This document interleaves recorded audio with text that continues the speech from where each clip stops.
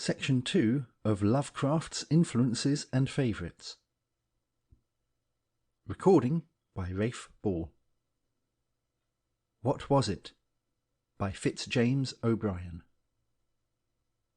It is, I confess, with considerable diffidence that I approach the strange narrative which I am about to relate. The events which I purpose detailing are of so extraordinary a character that I am quite prepared to meet with an unusual amount of incredulity and scorn. I accept all such beforehand. I have, I trust, the literary courage to face unbelief.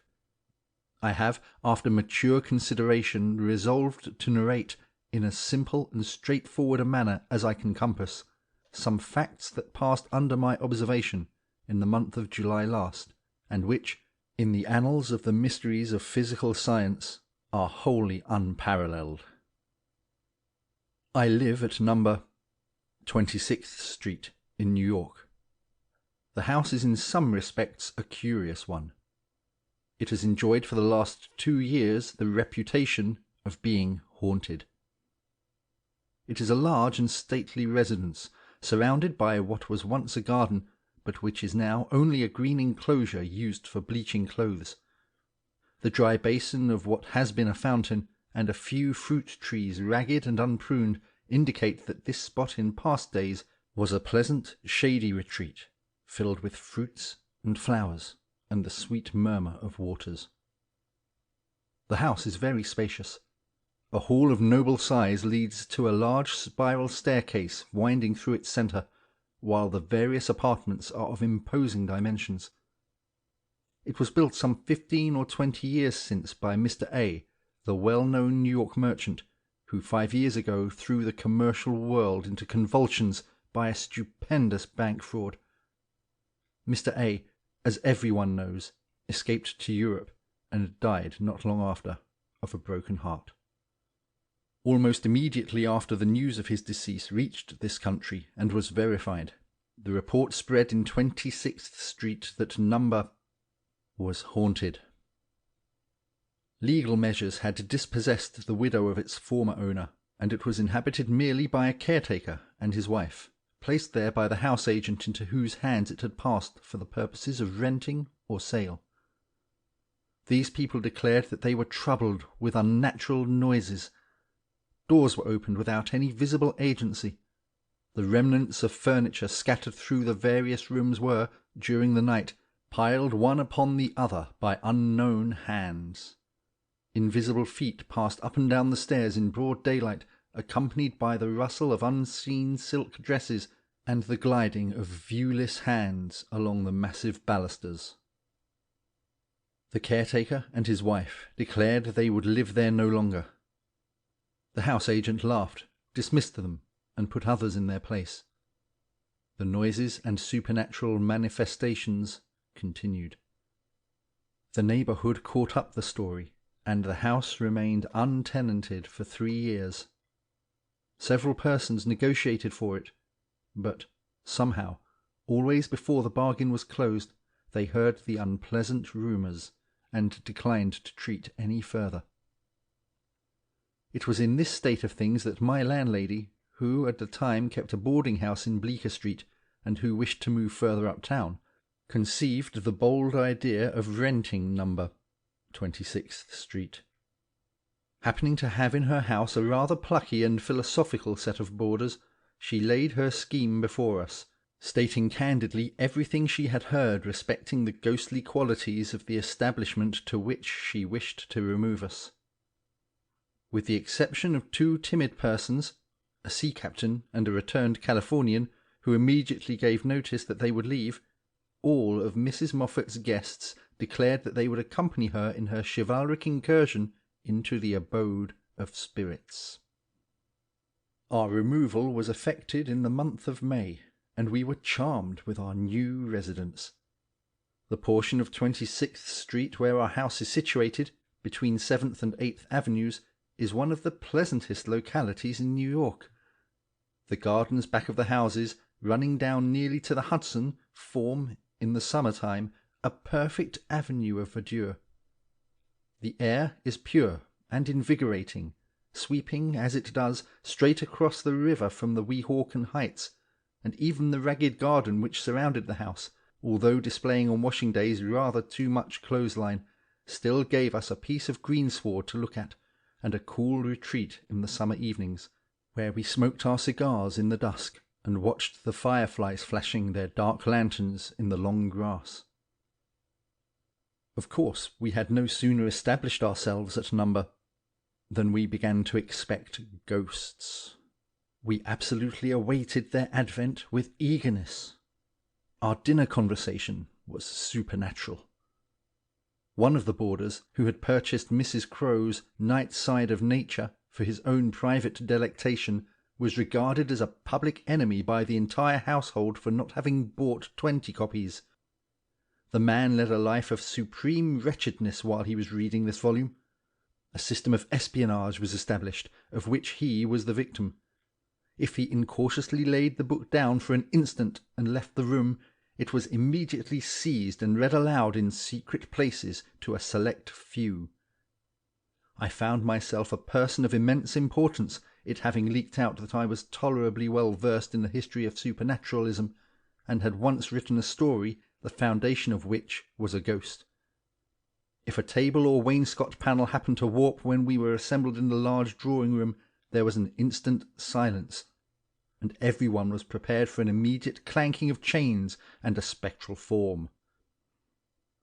After a month of psychological excitement, it was with the utmost dissatisfaction that we were forced to acknowledge that nothing in the remotest degree approaching the supernatural had manifested itself. Once the black butler asseverated that his candle had been blown out by some invisible agency while he was undressing himself for the night. But as I had more than once discovered this coloured gentleman in a condition where one candle must have appeared to him like two, thought it possible that, by going a step further in his potations, he might have reversed this phenomenon, and seen no candle at all where he ought to have beheld one. Things were in this state when an accident took place, so awful and inexplicable in its character that my reason fairly reels at the bare memory of the occurrence. It was the 10th of July. After dinner was over, I repaired, with my friend Dr. Hammond, to the garden to smoke my evening pipe. Independent of certain mental sympathies which existed between the doctor and myself, we were linked together by a vice. We both smoked opium. We knew each other's secret and respected it. We enjoyed together that wonderful expansion of thought, that marvellous intensifying of the perceptive faculties, that boundless feeling of existence when we seemed to have points of contact with the whole universe. In short, that unimaginable spiritual bliss, which I would not surrender for a throne, and which I hope you, the reader, will never taste. Those hours of opium happiness which the doctor and I spent together in secret were regulated with a scientific accuracy. We did not blindly smoke the drug of paradise and leave our dreams to chance. While smoking, we carefully steered our conversation through the brightest and calmest channels of thought. We talked of the East, and endeavoured to recall the magical panorama of its glowing scenery. We criticised the most sensuous poets, those who painted life ruddy with health, brimming with passion, happy in the possession of youth and strength and beauty. If we talked of Shakespeare's Tempest, we lingered over Ariel and avoided Caliban. Like the Gubers, we turned our faces to the east and saw only the sunny side of the world. This skilful colouring of our train of thought produced in our subsequent visions a corresponding tone. The splendours of Arabian fairyland dyed our dreams. We paced the narrow strip of grass with the tread and port of kings. The song of the Rana Arborea, while he clung to the bark of the ragged plum tree, sounded like the strains of divine musicians. Houses, walls, and streets melted like rain clouds, and vistas of unimaginable glory stretched away before us. It was a rapturous companionship. We enjoyed the vast delight more perfectly because, even in our most ecstatic moments, We were conscious of each other's presence. Our pleasures, while individual, were still twin, vibrating and moving in musical accord. On the evening in question, the 10th of July, the doctor and myself drifted into an unusually metaphysical mood. We lit our large meerschaums, filled with the fine Turkish tobacco, in the core of which burned a little black nut of opium that, like the nut in the fairy tale, held within its narrow limits wonders beyond the reach of kings. We paced to and fro, conversing. A strange perversity dominated the currents of our thought. They would not flow through the sunlit channels into which we strove to divert them. For some unaccountable reason, they constantly diverged into dark and lonesome beds, where a continual gloom brooded. It was in vain that, after our old fashion, we flung ourselves on the shores of the East and talked of its gay bazaars, of the splendours of the time of Haroun, of harems and golden palaces. Black afrits continually arose from the depths of our talk and expanded, like the one the fisherman released from the copper vessel, until they blotted everything bright from our vision. Insensibly we yielded to the occult force that swayed us, and indulged in gloomy speculation. We had talked some time upon the proneness of the human mind to mysticism, and the almost universal love of the terrible, when Hammond suddenly said to me, "What do you consider to be the greatest element of terror?" The question puzzled me. That many things were terrible I knew. Stumbling over a corpse in the dark, beholding, as I once did, a woman floating down a deep and rapid river with wildly lifted arms and awful upturned face, uttering, as she drifted, shrieks that rent one's heart, while we, spectators, stood frozen at a window which overhung the river at a height of 60 feet, unable to make the slightest effort to save her, but dumbly watching her last supreme agony and her disappearance. A shattered wreck, with no life visible, encountered floating listlessly on the ocean, is a terrible object, for it suggests a huge terror, the proportions of which are veiled. But it now struck me, for the first time, that there must be one great and ruling embodiment of fear, a king of terrors to which all others must succumb. What might it be? To what train of circumstances would it owe its existence? "I confess, Hammond," I replied to my friend, "I never considered the subject before. That there must be one something more terrible than any other thing I feel. I cannot attempt, however, even the most vague definition." "I am somewhat like you, Harry," he answered. "I feel my capacity to experience a terror greater than anything yet conceived by the human mind, something combining in fearful and unnatural amalgamation hitherto supposed incompatible elements. The calling of voices in Brockden Brown's novel of Wieland is awful. So is the picture of the dweller on the threshold in Bulwer's Zanoni. But," he added, shaking his head gloomily, "there is something more horrible still than those." "Look here, Hammond," I rejoined, "let us drop this kind of talk for heaven's sake. We shall suffer for it, depend on it." "I don't know what's the matter with me tonight," he replied, "but my brain is running upon all sorts of weird and awful thoughts. I feel as if I could write a story like Hoffmann tonight, if I were only master of a literary style. Well, if we are going to be Hoffmannesque in our talk, I am off to bed. Opium and nightmares should never be brought together. How sultry it is. Good night, Hammond." "Good night, Harry. Pleasant dreams to you." "To you, gloomy wretch, afrits, ghouls, and enchanters." We parted, and each sought his respective chamber. I undressed quickly and got into bed, taking with me, according to my usual custom, a book, over which I generally read myself to sleep. I opened the volume as soon as I had laid my head upon the pillow, and instantly flung it to the other side of the room. It was Goudon's History of Monsters, a curious French work which I had lately imported from Paris, but which, in the state of mind I had then reached, was anything but an agreeable companion. I resolved to go to sleep at once. So, turning down my gas until nothing but a little blue point of light glimmered on the top of the tube, I composed myself to rest. The room was in total darkness.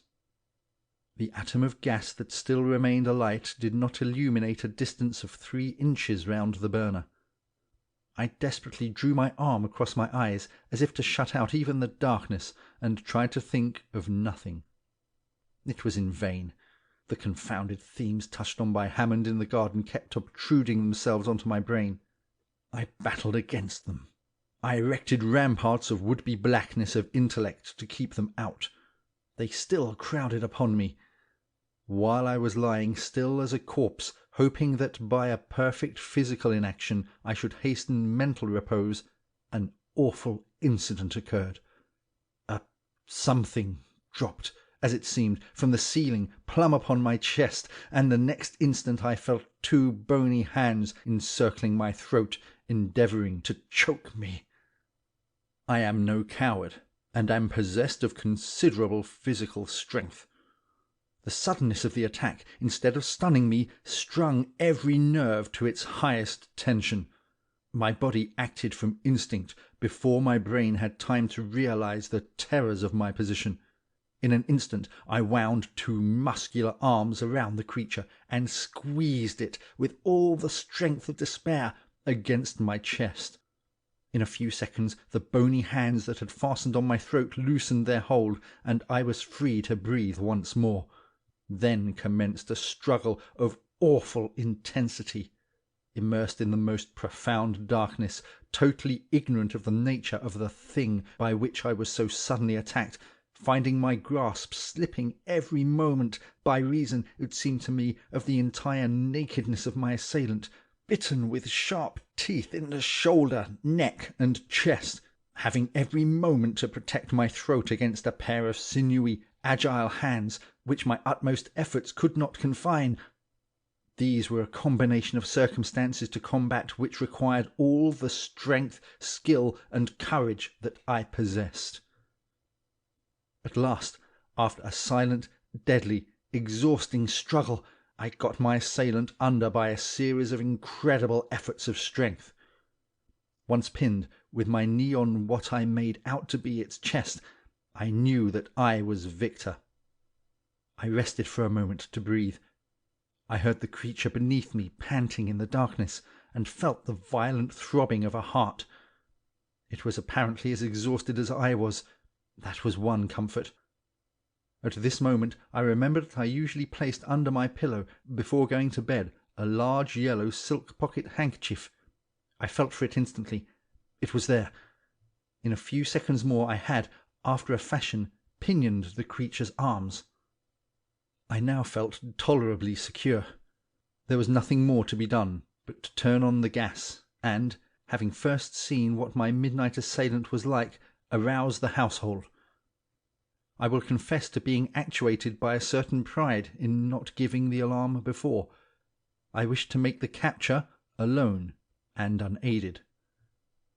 Never losing my hold for an instant, I slipped from the bed to the floor, dragging my captive with me. I had but a few steps to make to reach the gas-burner. These I made with the greatest caution, holding the creature in a grip like a vice. At last I got within arm's length of the tiny speck of blue light which told me where the gas-burner lay.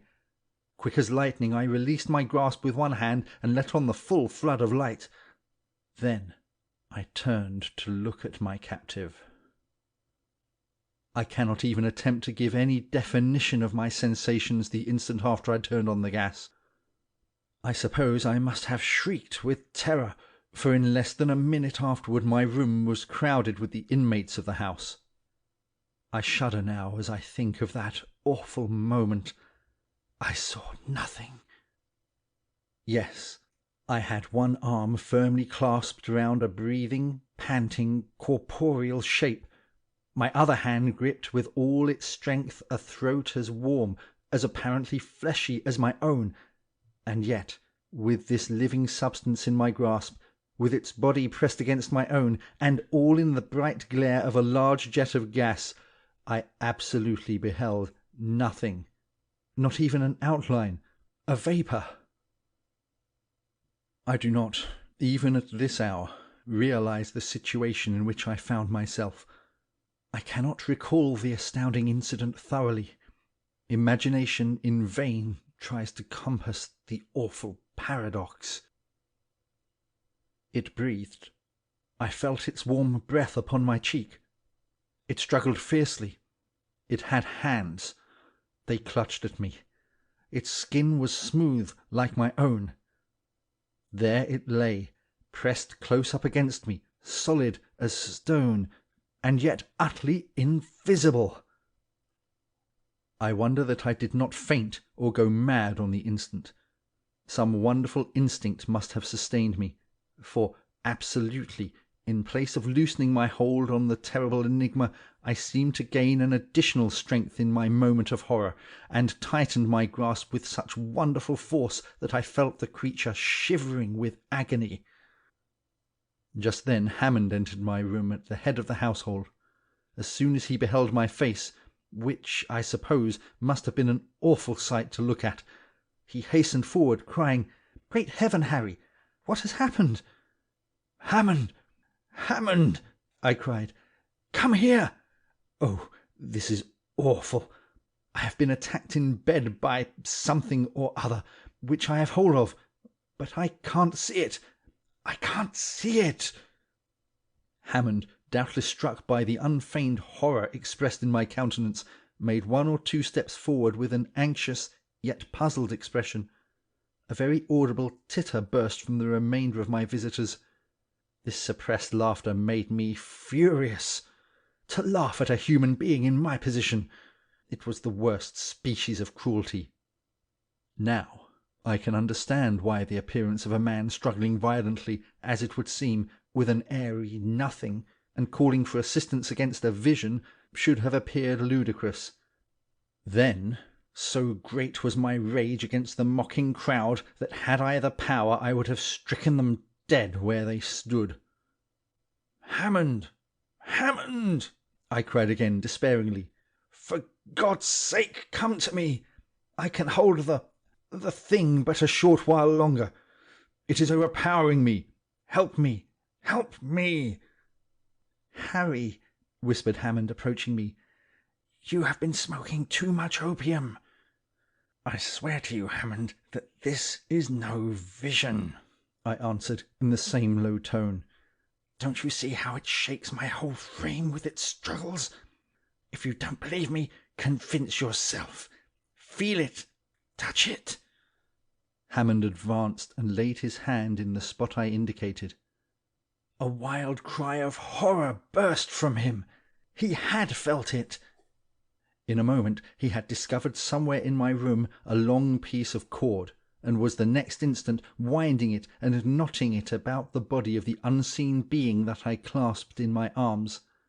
"Harry," he said, in a hoarse, agitated voice, for, though he preserved his presence of mind, he was deeply moved, "Harry, it's all safe now. You may let go, old fellow, if you're tired. The thing can't move."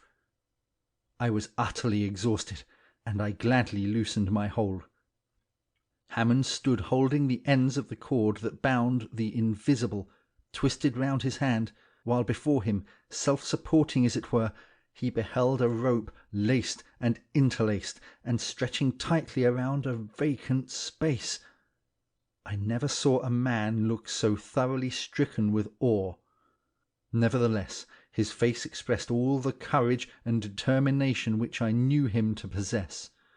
His lips, although white, were set firmly, and one could perceive at a glance that, although stricken with fear, he was not daunted.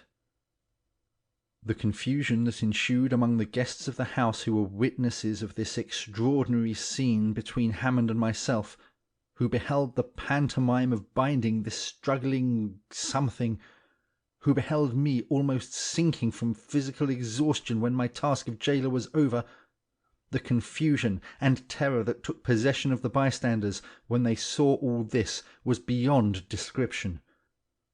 The weaker ones fled from the apartment. The few who remained clustered near the door and could not be induced to approach Hammond and his charge. Still, incredulity broke out through their terror. They had not the courage to satisfy themselves, and yet they doubted.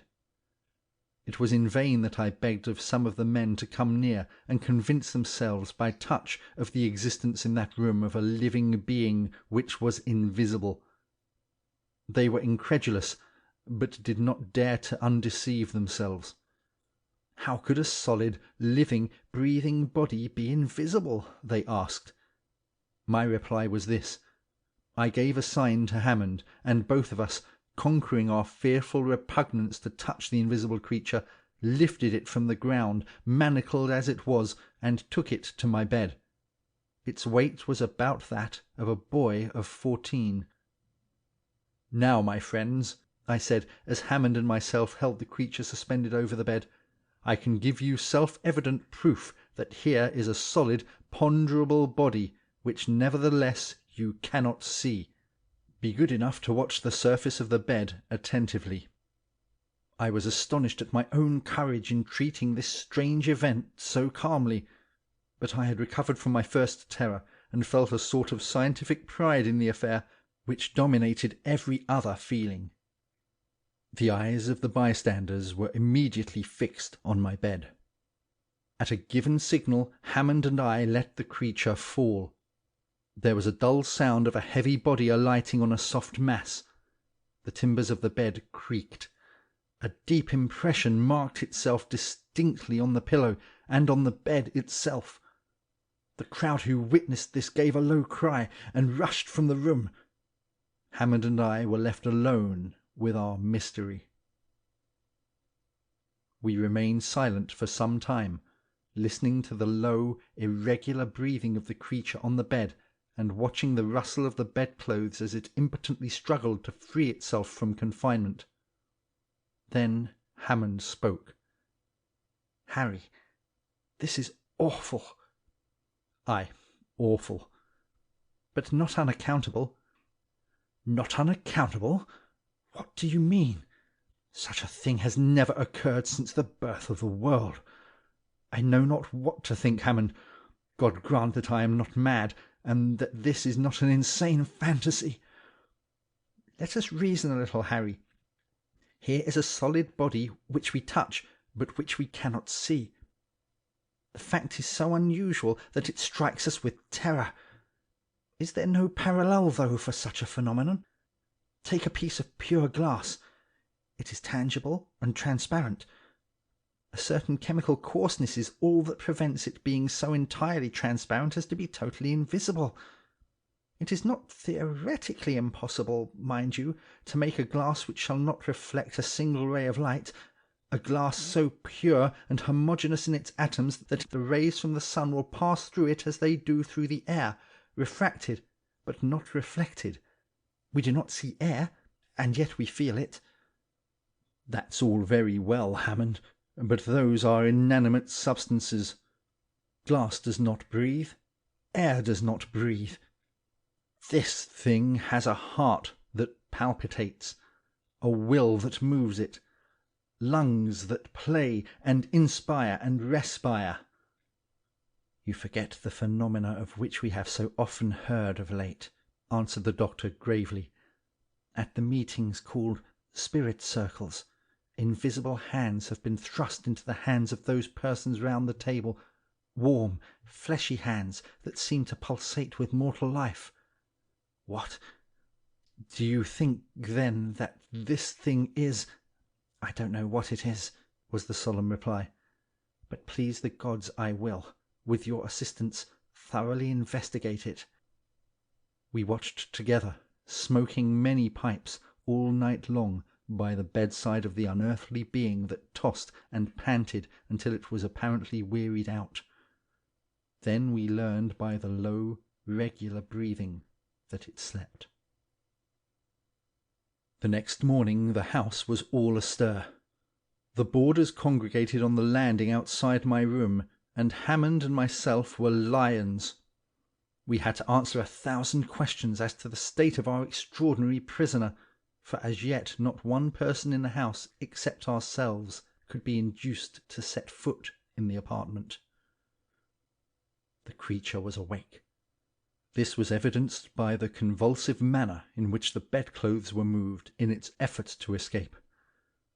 There was something truly terrible in beholding, as it were, those second-hand indications of the terrible writhings and agonized struggles for liberty which themselves were invisible.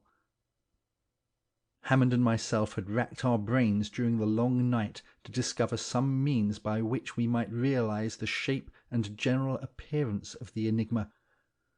As well as we could make out by passing our hands over the creature's form, its outlines and lineaments were human.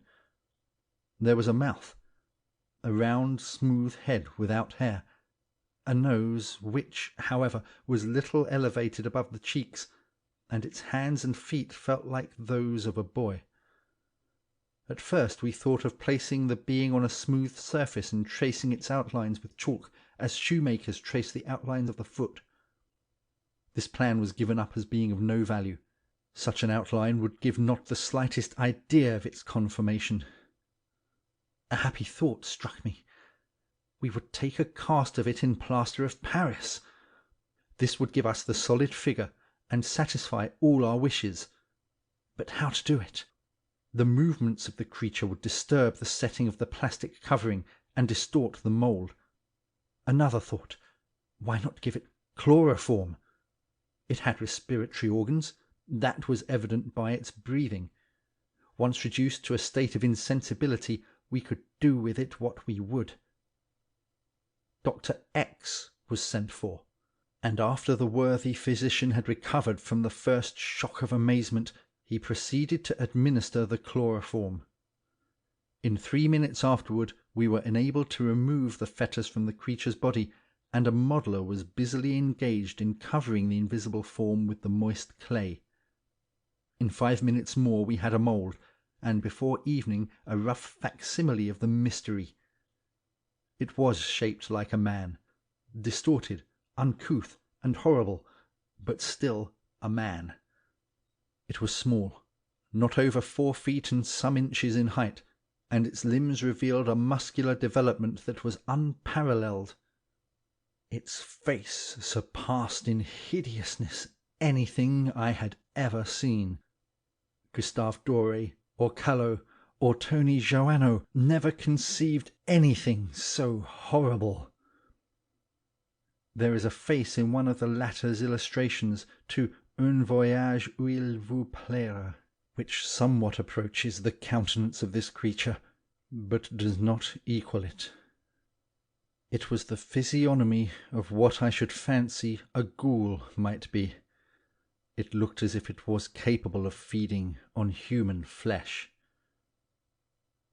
Having satisfied our curiosity and bound every one in the house to secrecy, it became a question what was to be done with our enigma. It was impossible that we should keep such a horror in our house. It was equally impossible that such an awful being should be let loose upon the world. I confess that I would have gladly voted for the creature's destruction. But who would shoulder the responsibility? Who would undertake the execution of this horrible semblance of a human being? Day after day this question was deliberated gravely. The boarders all left the house. Mrs. Moffat was in despair, and threatened Hammond and myself with all sorts of legal penalties if we did not remove the horror. Our answer was, "We will go if you like, but we decline taking this creature with us. Remove it yourself if you please. It appeared in your house. On you the responsibility rests." To this there was, of course, no answer.